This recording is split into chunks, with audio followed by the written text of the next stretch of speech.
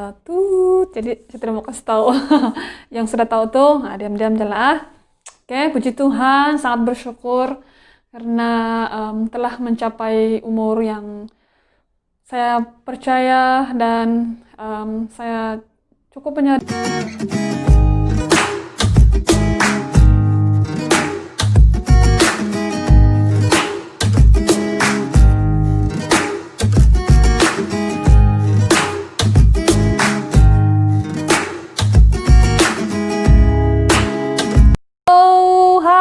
Selamat sejahtera, salam sejahtera kepada Anda semua.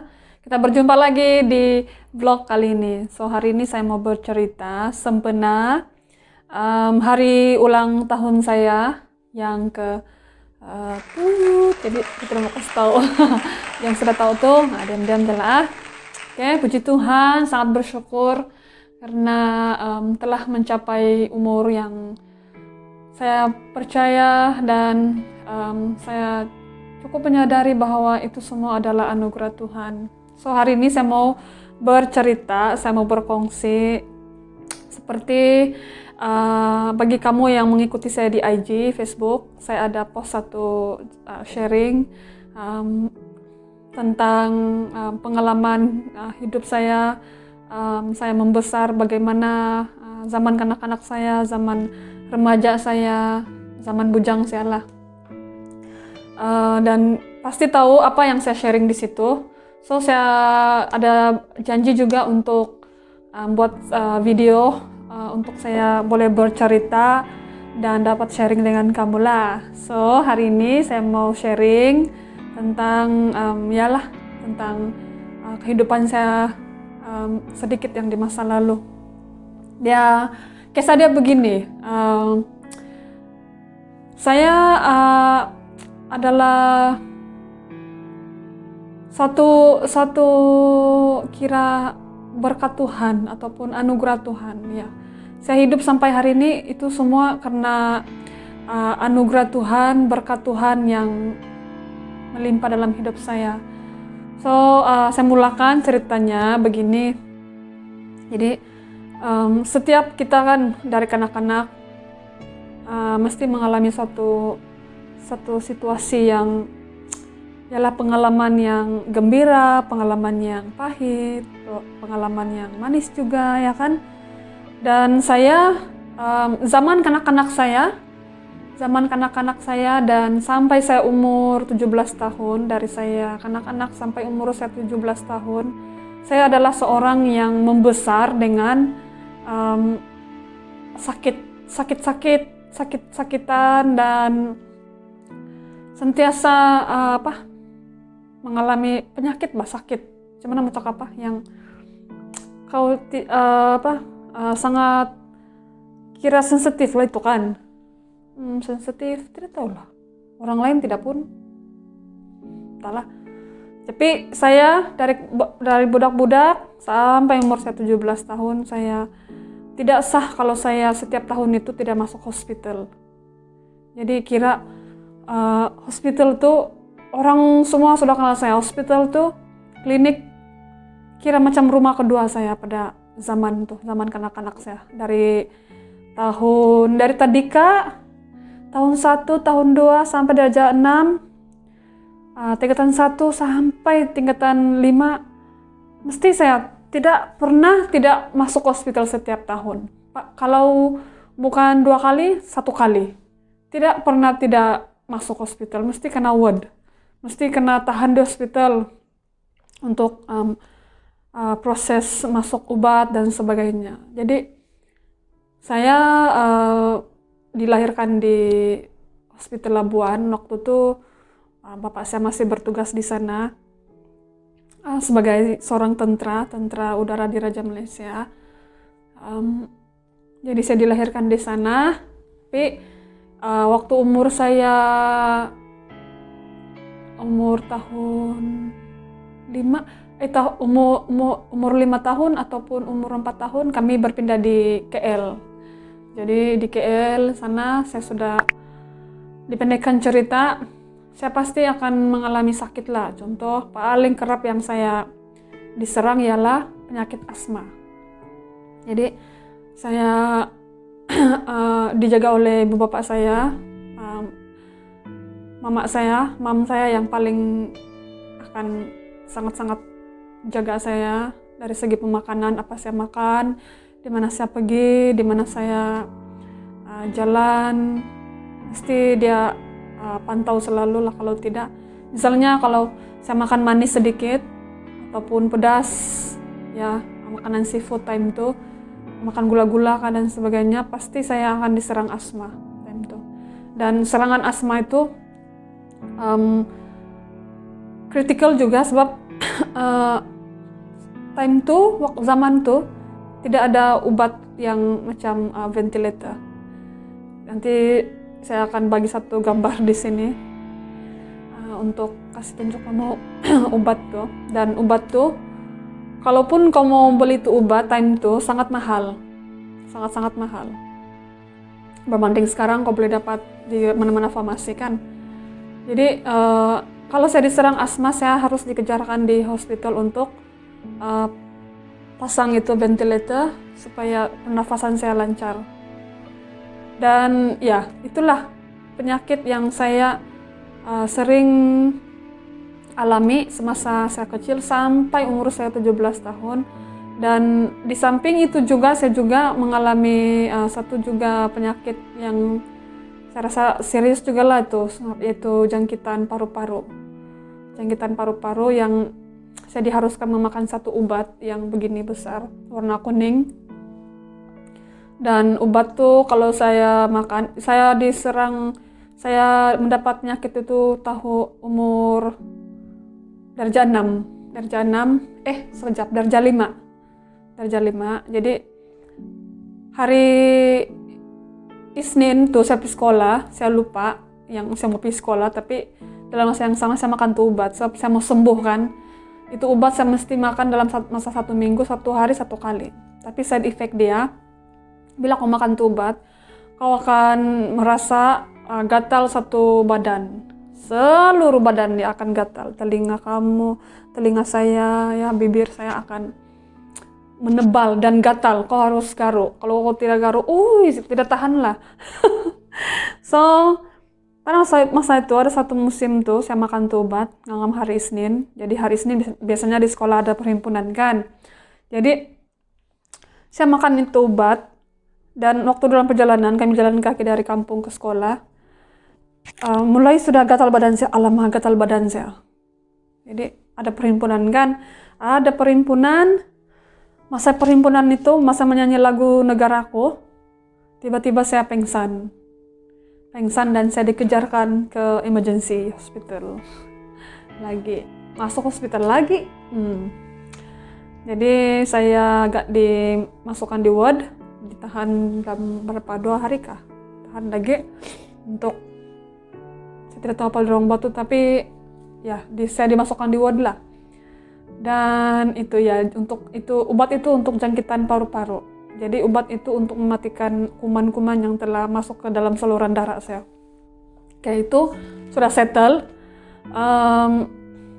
Tiba-tiba lagi, jadi sepanjang tahun tuh tingkatan 1, kalau bukan demam, muntah dan yalah lemah badan, pening kepala dan sebagainya.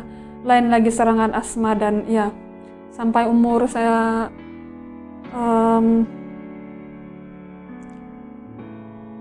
tingkatan 4 ke 5. Ada satu kali saya itu, badan saya, muka saya ada bengkak. Bukan bengkak, dia macam saya menggemuk. Sebab waktu itu badan saya sangat kurus kerempeng. Ya. Sampai orang panggil saya, iyalah, dorong cop saya yang saya ini orang yang berpenyakit. Sampai begitu bahasa anak cop di kampung. Masih ingat lagi. Jadi kadang orang tidak mau kawan saya sebab saya batuk-batuk, dan dorong pun takut terjangkit ke apakah. Iyalah, dorong pun mungkin menjaga lah itu kan. Tapi saya jenis orang yang macam saya suka berkawan dengan semua orang, budak-budak. Jadi time itu mau tidak mau saya mau main juga, saya mau bergaul juga. Kadang-kadang saya terasa juga macam mereka menjauhkan diri dari saya sebab saya kena panggil yang orang yang berpenyakit, Mbak. Oh, paham gitu perasaan tuh. Ya, tapi saya sangat bersyukur masa itu saya ada satu kekuatan yang, ya saya bukannya minta-minta penyakit Tuhan, bukannya saya mau simpan itu penyakit. Orang pun tidak akan minta-minta yang kau akan sakit. Demikian juga saya masa itu. Ya, saya pasti, dalam hati saya bertekad yang saya pasti sembuh. Ya gitu. Jadi tingkatan 4, tingkatan 5 gitu, saya ada satu musim saya itu 2 minggu, saya macam badan saya kira menggemuk badan saya. Terus nenek saya puji saya masa itu lah, oh yo bagus sudah si Oni, dia punya badan sudah ada isi sudah, dia bilang. Ada gemuk-gemuk sudah, dia bilang. Jadi dia pujilah saya, macam saya pun gembira lah. Tapi mama saya heran, minggu yang kedua itu dia heran, dia tengok badan saya kan, mari sini dia bilang, saya pergi tempat dia, bila dia panggil saya pergi tempat dia, dan dia pegang badan saya, dia pegang muka saya, dan tiba-tiba dia tergerak, dia mau bawa saya pergi hospital, dan kami pergi ke hospital. Kami pergi hospital, kemudian sudah cek, saya diambil darah dan dicek, dan saya telah didiagnos, telah disahkan lagi kotor buah pinggang lagi. Kotor buah pinggang. Rupa-rupanya badan saya membesar itu bukan saya menggemuk, tetapi itu adalah bengkak efek ataupun kesan daripada kotor buah pinggang saya. Jadi saya kena tahan lagi. Ngomong masa itu adalah Christmas season. Jadi bayangkanlah, semua orang sedang excited untuk caroling, ya kan, mempersiapkan untuk merayakan sama-sama Christmas yang sangat orang, kalau di kampung kami sangat nanti-nantikan season itu, musim itu, sebab kami akan dapat semua berkumpul, ya, dapat berganti-ganti hadiah, begitu. Tapi masa itu saya sangat sedih sebab saya terpaksa tinggal di ward. Dalam 20 Desember begitu sampai limpas sampai ujung bulan 12 musim tuh. Jadi saya terpaksa tinggal di situ untuk mendapatkan rawatan. Saya dimasukkan obat khas dan digantung air supaya buah pinggang saya kena cuci. Puji Tuhan, saya sembuh dan saya dibenarkan pulang. Dan ya, tambah lagi lah badan saya untuk sangat-sangat kurus. Dan ya, saya rasa itu antara beberapa yang penyakit yang saya alami semasa saya kanak-kanak dan masuk peringkat remaja gitu, masuk ke alam dewasa. Saya membesar dengan saya sakit-sakit. Bayangkan saya minum air sedikit, pedas sedikit kah, ataupun makanan seafood seperti ketam, udang, even kalau ikan pun mama saya terpaksa pilih ikan yang sesuai untuk saya makan. Kalau ikan merah itu yang ada sisik tuh, pasti ibu saya tidak benarkan saya makan sebab kalau saya makan tuh pasti kalau malam saya akan kena serangan asma lagi. Tapi ya, musim tuh tingkatan 5 ada sudah obat yang dibekalkan kepada saya. Jadi obat tuh dia ada warna-warna, warna putih, warna pink, dan saya paling suka itu obat yang warna pink sebab dia sangat cepat kesan dia di dalam badan saya. Kalau saya asma, saya makan tuh dalam 30 menit gitu dia ada efek sudah di badan saya akan sembuh daripada asma tuh. Tapi ada juga kesan sampingan dia bila saya makan tuh obat, badan saya akan bergegar, dan seperti kalau saya jalankan saya tidak dapat pijak tuh lantai. Itu antara efek obat-obat yang saya konsum lama waktu itu. Dan ya, sampai pada waktu satu masa itu ibu saya sudah give up dengan saya, dan ada juga saudara mara ataupun orang-orang kampung cakap dengan saya yang, si Oni itu tidak dapat survive sampai umur 30. Si Oni itu tidak akan dapat hidup sampai umur 25. Paling lama pun mungkin dia akan dapat hidup mungkin umur 25 tahun dia. Orang tuh cakap. Kalau paling cepat pun mungkin umur 20 tahun dia mati sudah ini. Orang tuh cakap lah. Dan masa orang tuh cakap, saya duduk di sebelah mama saya, dan mama saya pun dia mendengar jelas. Dia pun tidak dapat buat apa-apa juga dengan tentang cabaran yang saya alami, keadaan saya masa itu.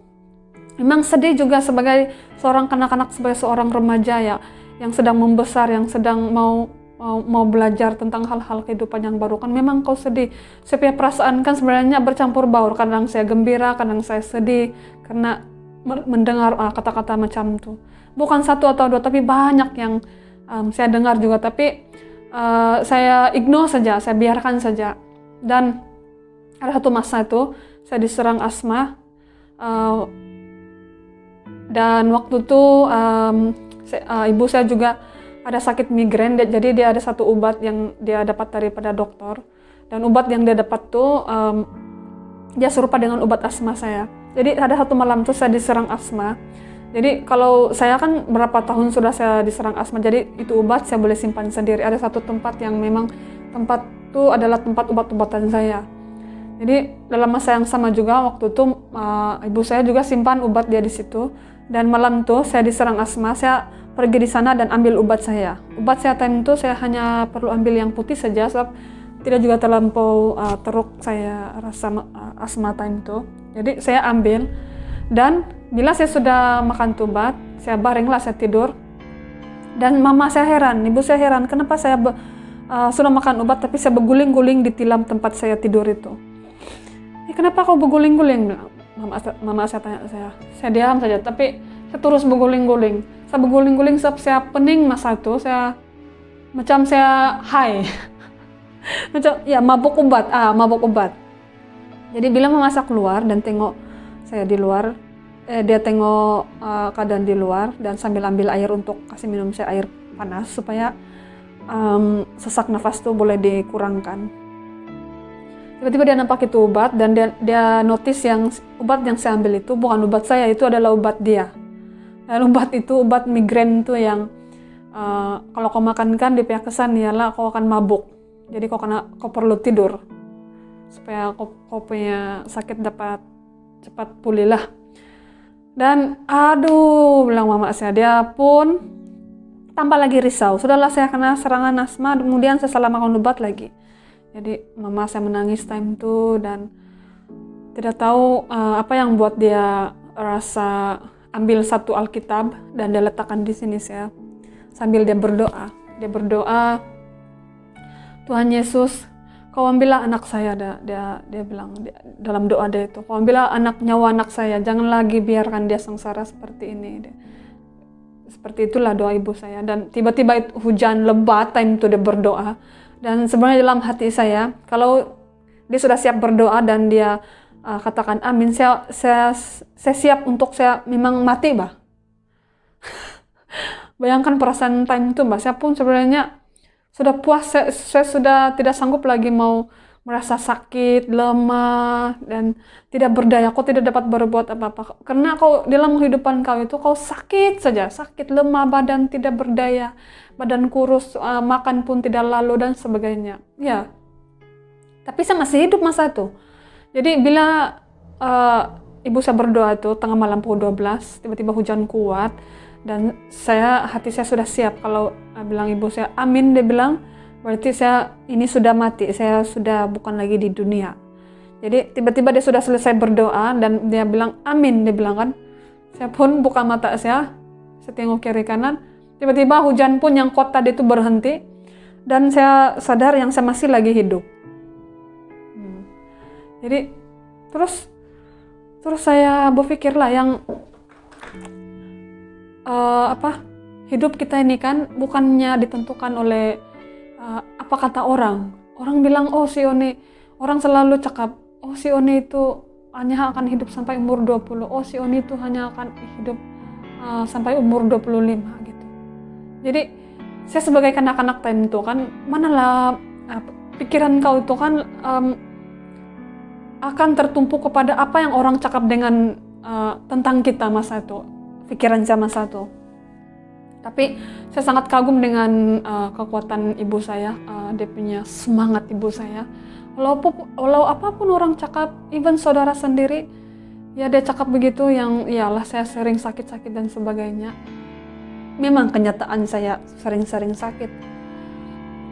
Dan saya kagum dengan ibu saya sebab dia seorang yang mempunyai semangat yang kuat. Dan banyak sudah duit yang dihabiskan, dan kadang terpaksa juga pinjam dengan saudara lain untuk saya dapat pergi ke hospital. Dan bila saya sudah habis tingkatan 5, saya masuk college. Dan sudah tidak lagi berada di kampung karena saya masuk college. Saya masuk belajar, ambil diploma. Dan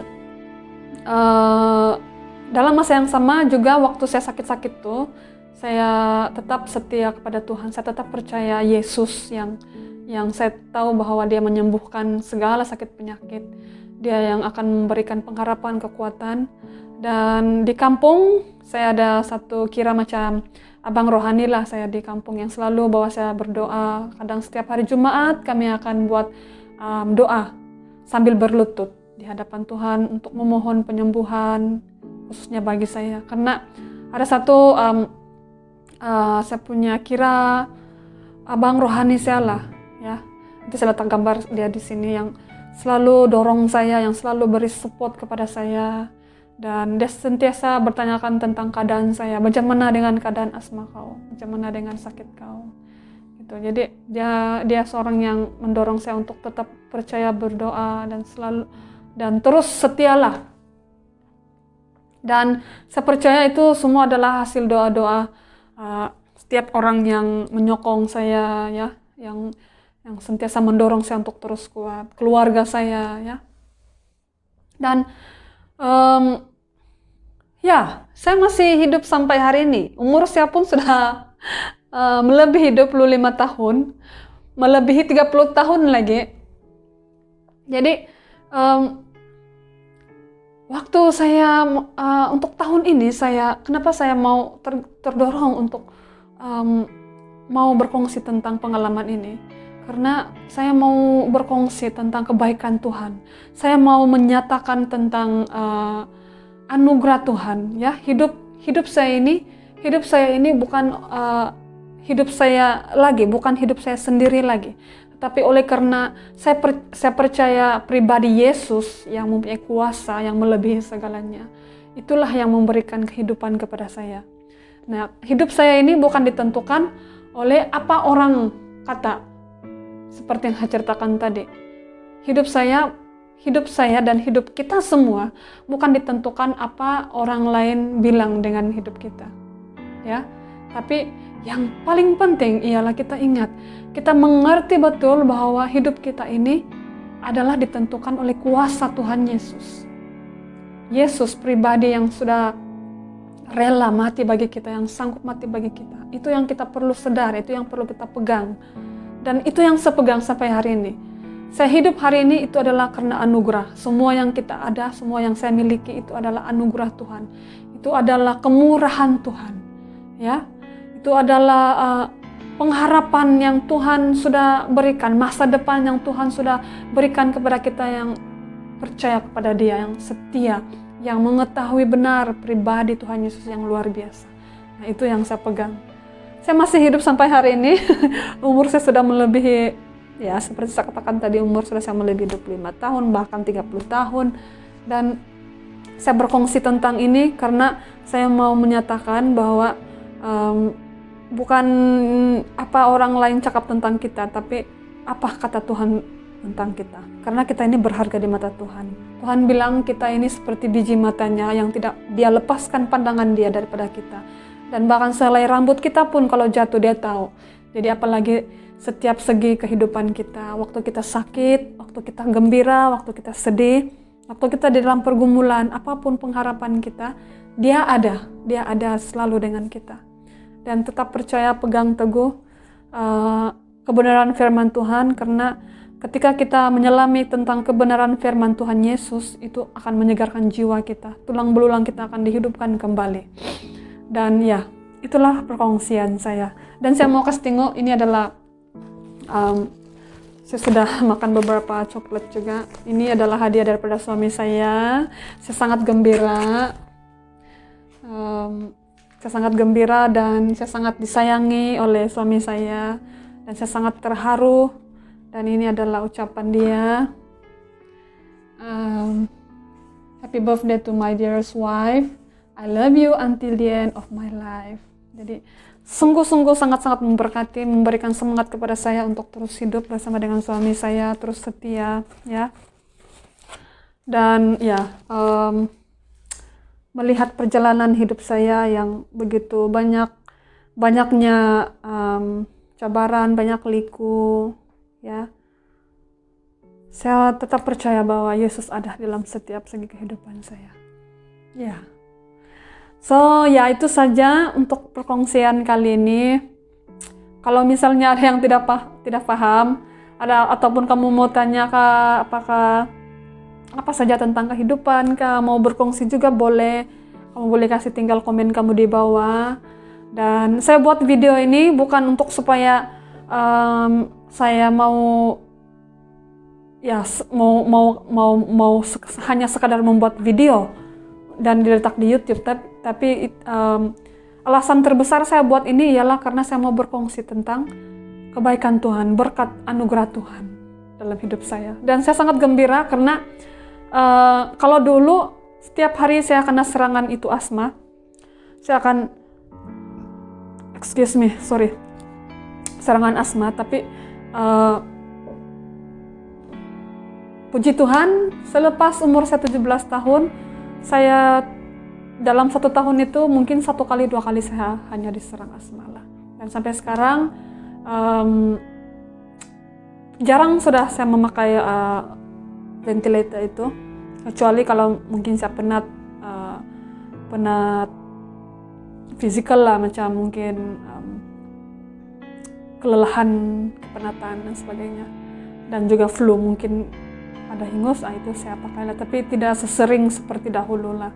Saya tidak makan obat lagi, saya tidak ada sakit buah pinggang, puji Tuhan, dan saya tidak ada jangkitan paru-paru lagi. Semua oke.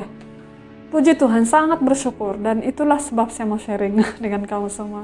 So itu sajalah perkongsian saya kali ini. Terus support, terus stay connected kita semua sama-sama supaya kita terus semua sukses sama-sama, oke? So jumpa lagi di lain video, lain perkongsian. Stay safe and take care, oke?